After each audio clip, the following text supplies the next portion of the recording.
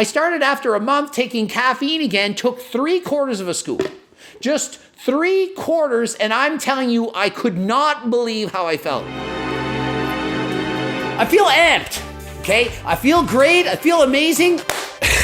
It's so strong compared to what I thought. 3/4, I am quite pumped.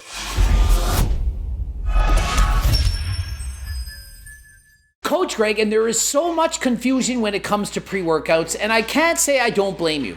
There are so many different kinds. Stim-free, focus, pump. Who knows what to take, how many and why? How many scoops should you take? Is it safe, dangerous? What age should you start using it? Can you take it every day? Should you only take it on leg day? And so there are two main categories when it comes to pre-workouts, and by definition, these are things you take before going to the gym. Perhaps 15 minutes, sometimes up to an hour. The choice really is up to you.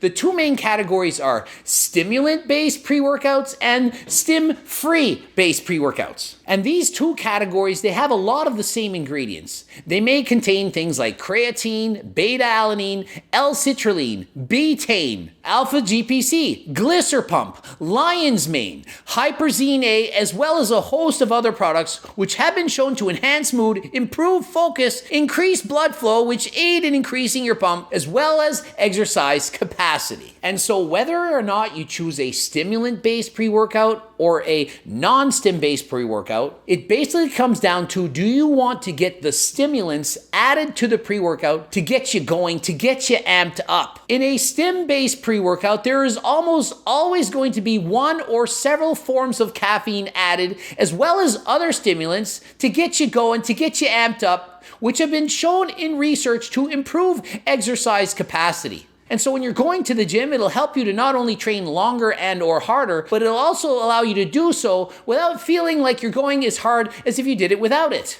And so you may be thinking, well, the stimulant base is the clear winner, and for most people it probably is, unless you can't sleep. If you take stimulants, especially in the evening or before bed, it is most likely going to negatively impact the quality of your sleep. If you don't get a good night of sleep, you won't recover as well, and so it could in fact hurt your gains. Also, stimulant-based pre-workouts have a greater potential for abuse.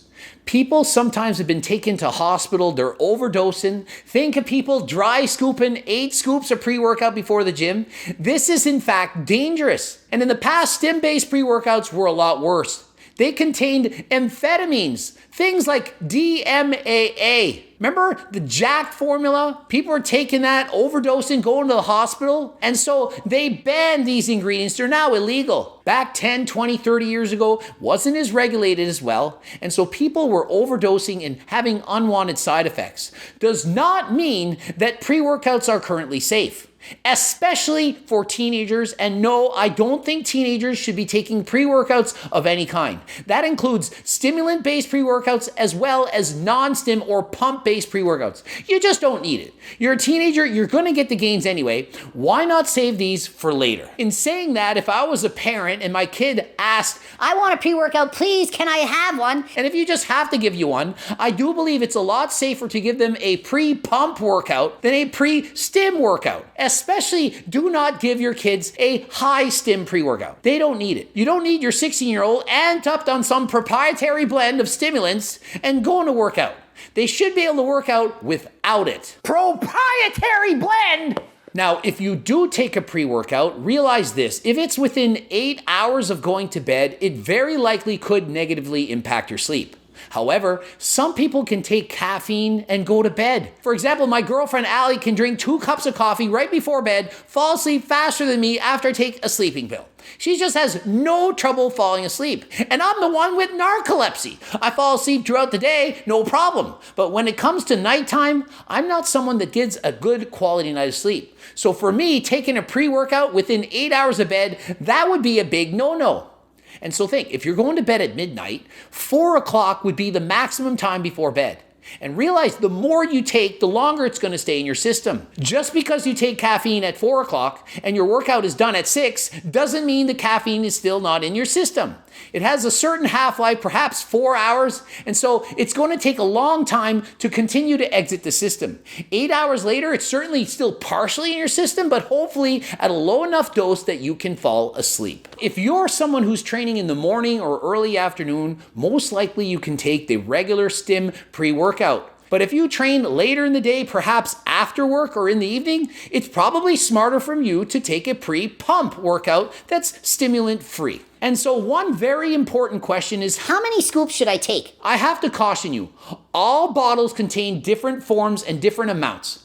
One scoop from one bottle may be a lot different than one scoop from another. One person came to my house and asked for a scoop of pre-workout, and so I said, "You want a full scoop?" And they said, Yeah, of course, give me the full scoop. Give them the full scoop. Sure enough, they overdosed. They were shivering under a blanket. I said, "What's wrong?" They said, You gave me too much. I'm like, "I gave you one scoop." However, on their container, it would say take 1, 2, or 3 scoops. So when they said 1 scoop, they just assumed that I was giving them 1/3 of a full dose. But what I gave them was 1 strong of a very strong pre-workout. And so for them, that was 3 times the amount they were used to.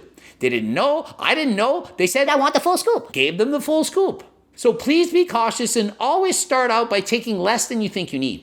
If it says take 1 to 2 scoops on the bottle and you've never taken a pre-workout before, take half of a scoop. You don't need to start with 1 to 2. Just because it says 1 to 2 doesn't mean you need to take 1 to 2 scoops. A lot better to start out by taking not enough and adding more the next time than to overdose on day 1. Another common question is, Do I need to take it 7 days a week? On days I train and on days off? if you're taking a stimulant-based pre-workout, only take it on the days you train and, if possible, not on every single day. The less often you take it, the more you are going to feel it, to notice it, and know that it's working. If it's a pump-based pre-workout, you can take it every single day. Some of the ingredients, such as beta-alanine and creatine, they build up over time. They have a cumulative effect.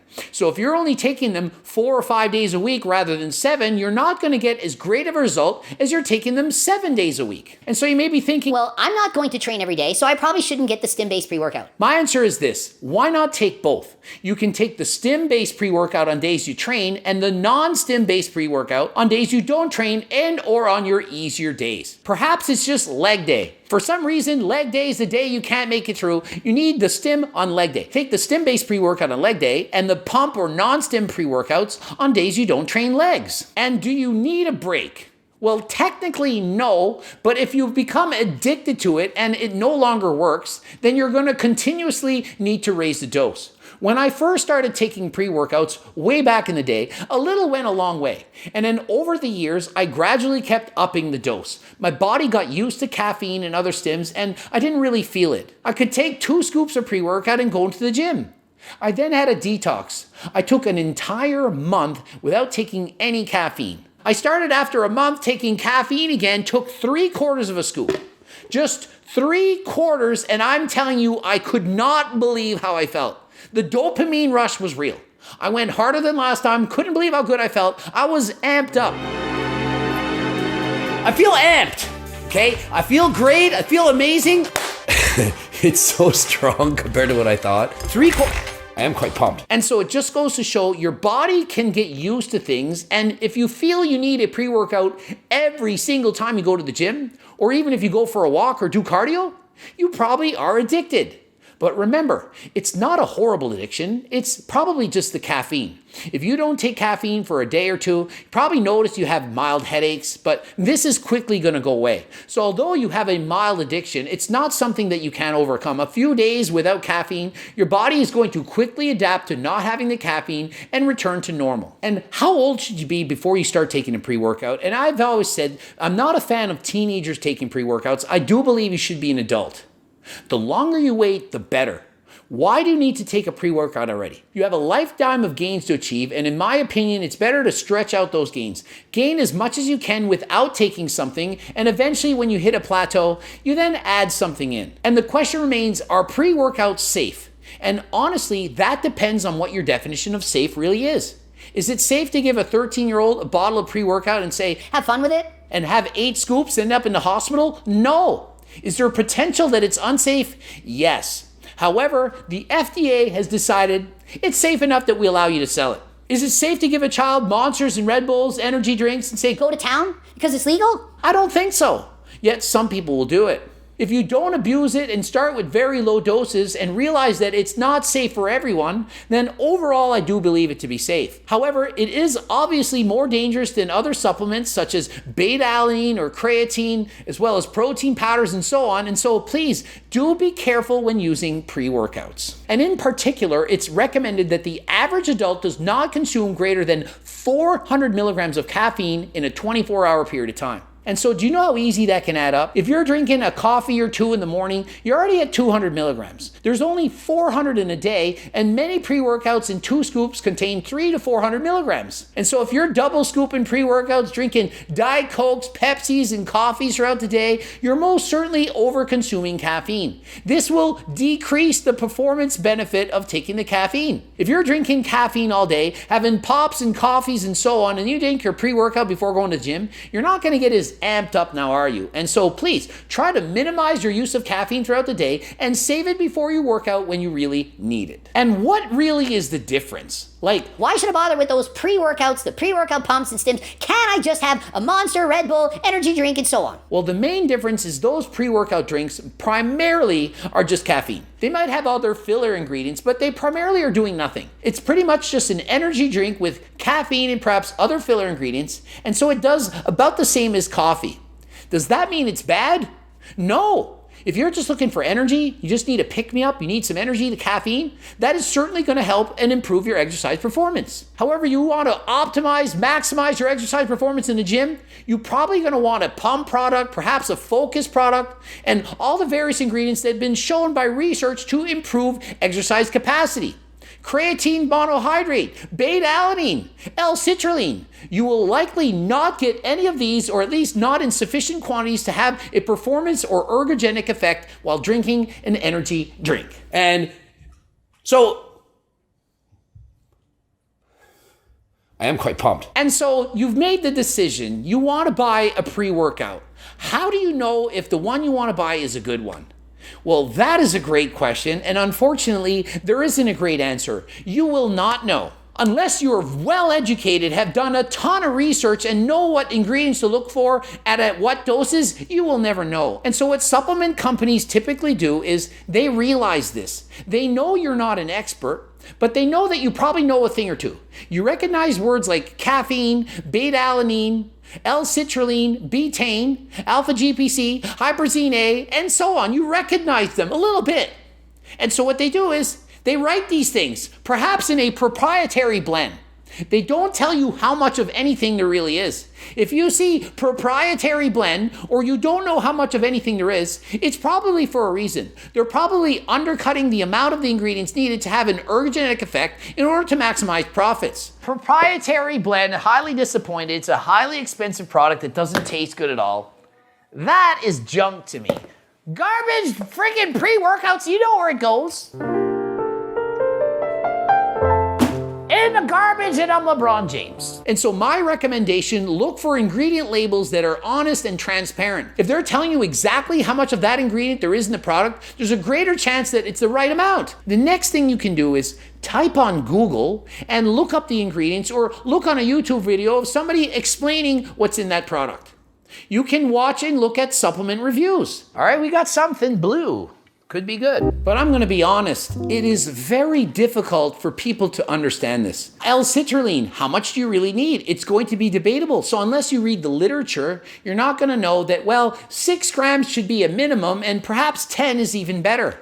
And so when you look at the ingredient list, you can't just say L-citrulline. You have to know how much L-citrulline is there. Creatine monohydrate. Most people know that you need about 5 grams of it a day. And so if you read 500 milligrams, you might be thinking, Well, what is a milligram? Is that 500 a lot?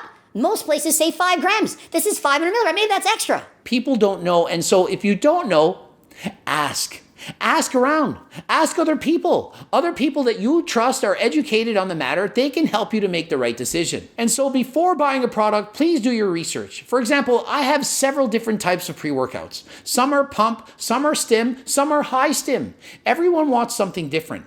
I love beta-alanine. Some people hate it. They say it causes paresthesis or an itchy butthole. They get the itches. Doesn't bother me at all, and it's been shown to increase exercise performance, especially in bouts of exercise at 1 minute or slightly more. And so for me, sprinting on a bike or doing drop sets in the gym, that is exactly what I want. I want an increased power output at that level. But if you don't like the itchiness and you buy a strong pre-workout with a lot of beta-alanine, you're going to hate it. So please do your research. Realize what you want, what you not want. Do you want creatine in your pre-workout? If you do, realize it's going to be a lot more expensive because creatine is not cheap. Do you want a lot of caffeine? A little bit of caffeine. What exactly you're looking for? When do you train? Early in the day? Late at night? These can dramatically influence the needs of your pre-workout. And so if you're interested, of course, click the link in the description. You can get this pre-workout, the first one that's came out. It has beta-alanine in it. It has caffeine. It has else. It's got tons of stuff. We have others pre-pump, the stim-free version. You can get that beta-alanine in one. We have another one with no beta-alanine.